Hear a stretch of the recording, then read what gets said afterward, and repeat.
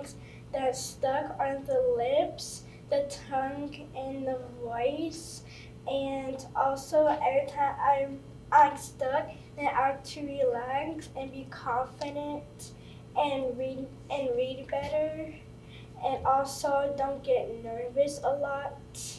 And also if you get nervous, then it's okay because everybody gets nervous. It's just a lot that people can do. And, yeah. Very good. Thank you. It's been a pleasure to work with Traci Brown, her husband, and 2 of her children. Something unique about Traci, she has 2 children who stutter, and she teaches school. So Traci has a gestalt of what it's like to be a child who stutters at school and with peers and friendships and everything you have to do to talk at school. Her son came to me and he benefited from the Fast Fluency program for younger children. He's been stable for about 6 years. Kendyl came along this summer and she had some issues with word finding, planning of her words, and stuttering. Traci's here with Kendyl, and she's also representing her son, who isn't here today. So I'm going to let Traci take over. I brought a couple talking points because there's so much. So I'm a teacher, I'm a mother, so I'm kind of, two-faced on that topic. My son is in 6th grade, and we noticed that about 3-4, I noticed the the mama. So I was like, okay, take him to the pediatrician. Pediatrician said, it'll go away. So we waited a couple years, and then it didn't go away. It was still there, still going on. And I've been teaching for a while. So I was doing my own research and Googled all the best speech people that I could find in Georgia. So I Googled, looking at all the research, found Dr. Mackesey, of course. And he started in 2013. Went through the whole, like the other mom said, went through the 12 sessions. We did the speech box, we did the pullouts, we did all that. And he was pretty much cured, if there is a word. So he doesn't really have the bumps anymore, and he's thriving, doing just fine. But it was the buzz and the muzz. Kendyl, who just started, speech therapy, was a little bit different. I didn't notice anything. I called an IP meeting, an eligibility meeting, because it was more academic concerns. I didn't hear any stuttering because I was so used to the buzz and the does until I saw her on video at that meeting, and it was the phrasing. Mom, can I? Mom, can I? The dog is walking. The dog is, it's more of the phrasing, the sentences that she was repeating.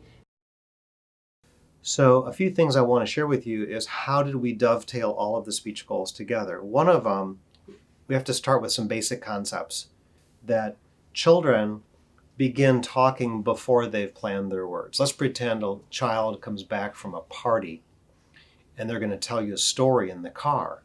Well, they begin dumping their words from brain to mouth way too quickly. The words aren't planned.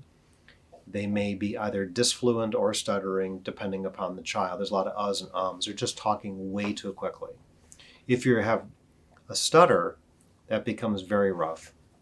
Once you begin to stutter, then the muscles tighten up, and the more you fight, the worse it gets.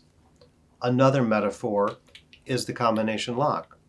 Combination lock is about patience and precision. The slower you go, the better. If you go too quickly, you have to start over again. Another little teaching aid is this little toy for children.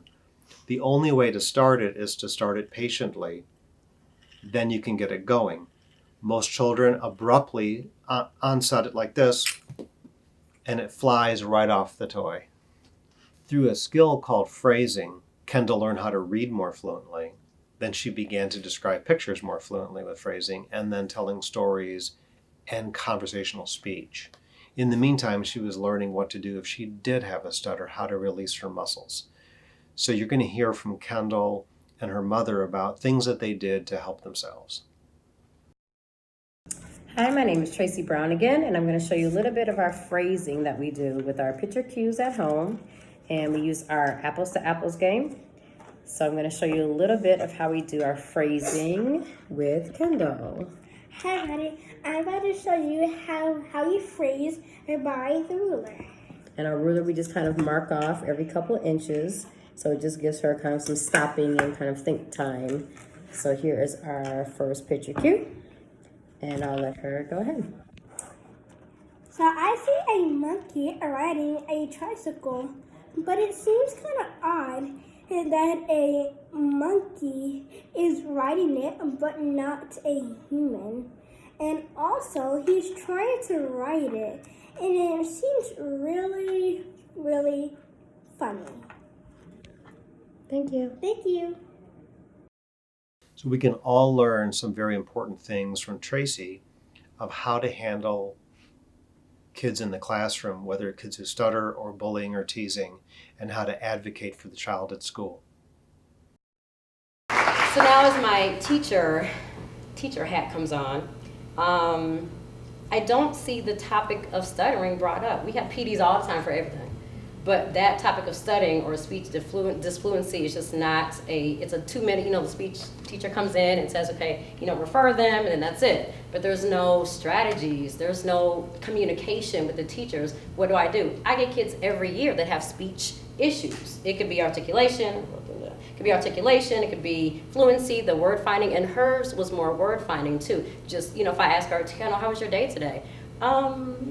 And then she would eventually get it, but it's finding the words. So, so many parents just don't know, don't come to me when I start my school year. Hey, my child stutters or has some kind of, speech, something going on. So I think it's just a lot. It's just a lot. So again, I don't see teachers tracking speaking. I know that's what we did, like the first, what sounds do you hear that are being repeated? What's going on with that? But I don't hear teachers talking about tracking what's going on with that. In my class, since I have a little, soft heart for my speech babies, I commit to a climate of it's okay. I don't care how you talk. I want you to talk. Raise your hand. I will call on you. It is okay. You're going to be fine, but you just, open your mouth. It's okay. And if anybody looks at you different, if anybody says anything, then they know kind of Miss Brown is going to go off, but, it's okay. It's all right. But, I want teachers to embrace it. It's okay. And a lot of teachers don't even talk about it. It's the opposite of the bullying. They don't even mention, yeah, this baby stutters. This baby has, some speech things going on. They don't even say anything. So it's kind of the opposite of the teasing and the bullying. So just a better climate of talk as a teacher and a mama perspective. That's it.